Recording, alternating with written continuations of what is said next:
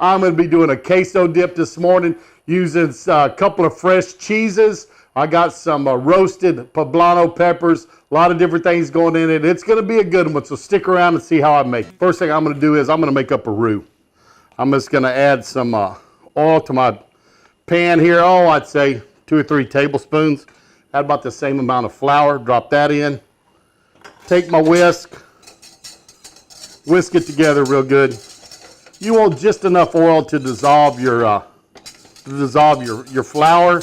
We're not going to make this a dark roux. We're just cooking it long enough to get the raw taste out of the flour. And this is just going to help us make a little bechamel sauce in a moment. That looks good. I'm going to set it off to the side.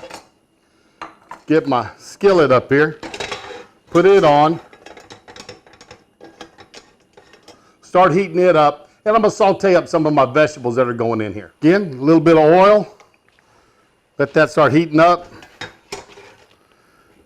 And the first thing I'm going to put in is I have some onions. I have a nice white onion, about 1/4 of a small onion. Altogether, I probably have 3/4 of a cup, maybe a cup. But what I'll have to go with it is I have a bunch of green onions. So I took the bunch, cut the tips off, used the white parts, part of the green. The rest of the green I'm going to use for some garnish up on top of our queso once we get it in the pan. But let's drop these in. Cook these down, start getting them soft.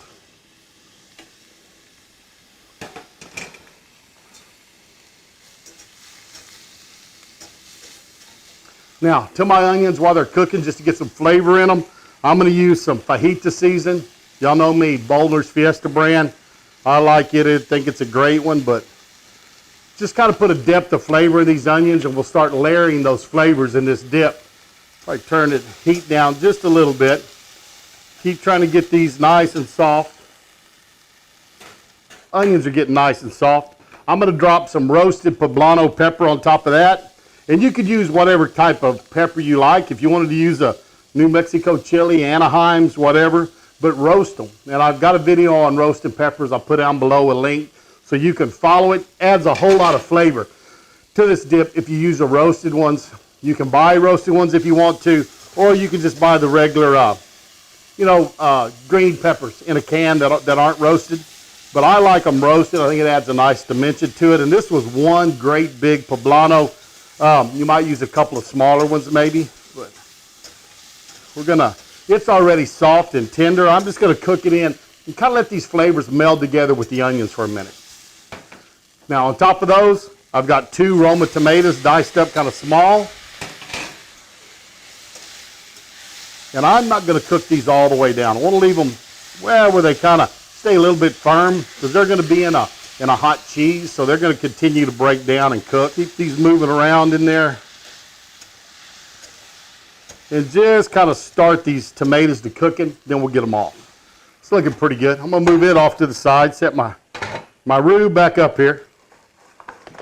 Tablespoon of roux will thicken about a cup of milk, so I'm going to come in here and add about 1.5 cups of milk. I'm just going to keep stirring this and thickening my roux. It's looking pretty good. Turn the heat down some. Be careful you don't scorch it. I think that roux will hold a little more, kind of making like a cream sauce is what I'm doing.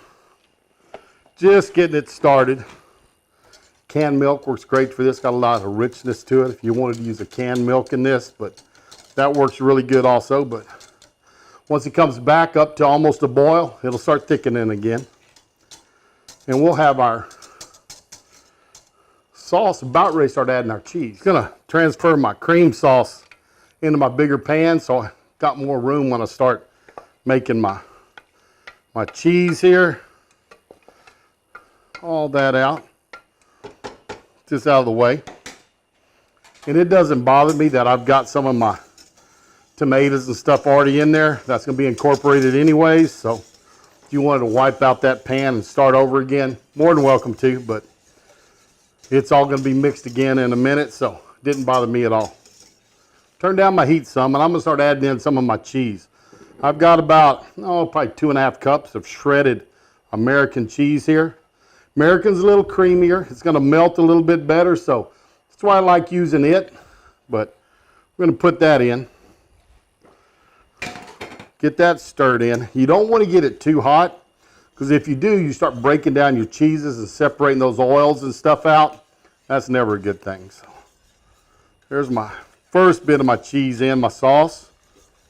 Now I've got, about the same amount of cheddar. It's a sharp cheddar. It's a Tillamook. And I tell you what I did was I grated all this myself. Grate it yourself. You're going to like it a lot better. Grated cheese has chemicals added to it to help it hold up and not break down. So doesn't cook up quite as nice. Doesn't taste quite as nice. But if you'll do it like this, grade your own, you're going to be a lot happier with your cheese sauce.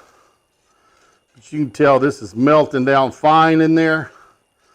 It's getting a nice thick. Now remember, also you want it thinner when it's hot, because once it gets cool, it's going to start thickening up on you. So always make your sauce a little bit thinner than you want it. You want it to realize when it cools down, what thickness do you want it at there. So you can look here, look at that. Oh yeah, we're starting to get a cheese sauce I like right there. Now to season it, I'm going to add some of my Boner's Fiesta brand in there. Give me a little amount of it up on top.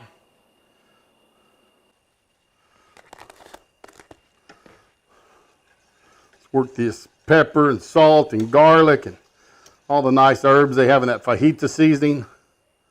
But you can see this is starting to come together well. Move my whisk out of the way.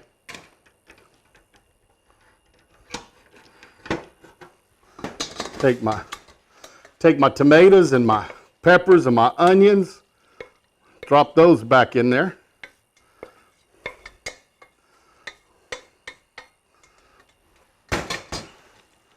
That's going to add a lot of flavor back to our cheese dip.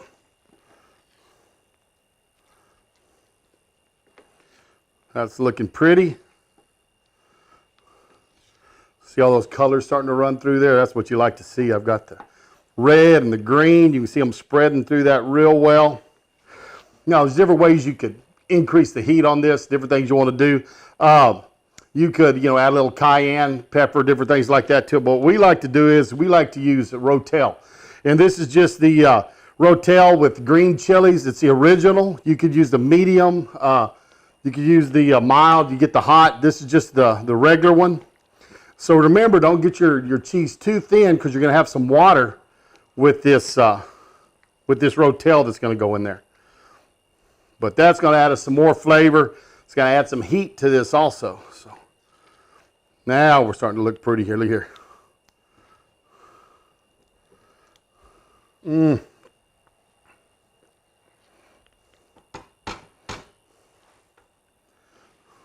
And again, remember, this will thicken as it cools.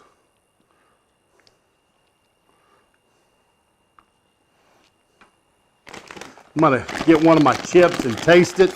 Now remember, people are going to be eating this cheese dip with chips. So you want to sample it on a chip, because if your salt level's right off of a spoon, then you put it on a salty chip, what's going to happen? You're going to have a salty dip. So know what it tastes like on the chip that's already has salt on it.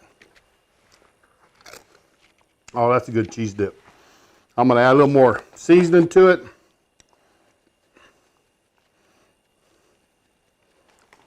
Adjusted my spices a little bit.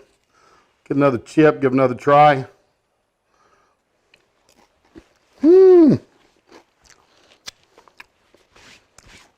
Queso dip on the shirt. That tastes pretty good right there. Let me show you how we're going to plate this up. I'm going to move my stove over to the side.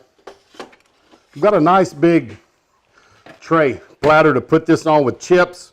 And what I'm going to serve this in is in one of my my Lodge cast iron skillets. Remember, as this cools, it's going to thicken. You don't want it to get too thick, especially if it's a cool day out. So you can keep some of yours on the stove, keep it going where it's staying warm. And the one you're serving, if you'll use a cast iron pan, cast iron is great about holding heat. So what I'm going to do is I'm going to set it on the stove. Now this is just a little plastic tray I'm putting it on, so I'm not going to get it hot enough that it could damage my tray, but I am going to warm this skillet up. Okay, that's nice and hot. It's not, it's not too hot. It's not going to melt my plastic tray, but I'm going to set it right in the middle. Now take my cheese dip, pour it into my cast iron skillet, which the inside of it's hot, but the bottom side wasn't. So that's going to keep it good and warm. That's ready to go right there. If you wanted to step this up a little bit, boy, you could put your scoop of chopped brisket right there in the middle where they could dip into the brisket and get the cheese also. That's a great way to do it. For me today, what I'm going to do is I'm just going to take some pico de gallo. I have some nice fresh pico here. Some pretty cilantro leaves with it. I'm going to sit that right in the middle. And remember those green onions we had a while ago? Take some of those. Sprinkle those around on top. I sliced the green tips kind of small so that they would look pretty. So there you have it. A great cheese dip for the game. If you're tailgating, make it before you go. Have it here at the house for the game. However you want to do it, it's going to be great. Remember to check out the other channels that's doing this collab today. And it's Super Bowl Snacks is the hashtag. I'll put it down below so that you can find it. Thank you for stopping by. I hope you enjoyed my queso dip this morning. And we're going to see y'all down the road on Texas style barbecue and cuisine.